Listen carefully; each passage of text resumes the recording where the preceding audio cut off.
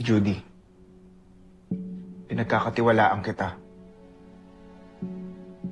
Yes, I'm part of the Voltes team. At yung kapatid mo, isa rin siya, right? Judy, huwag ka na magtanong kasi sobrang confidential yun eh. Tsaka, nakapag-isip na rin ako. Nagbago na yung isip ko.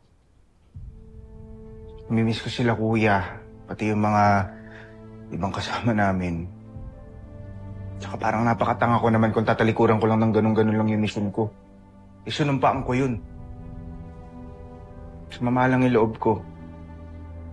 Kasi gaya mo, hindi ko rin sila matiis.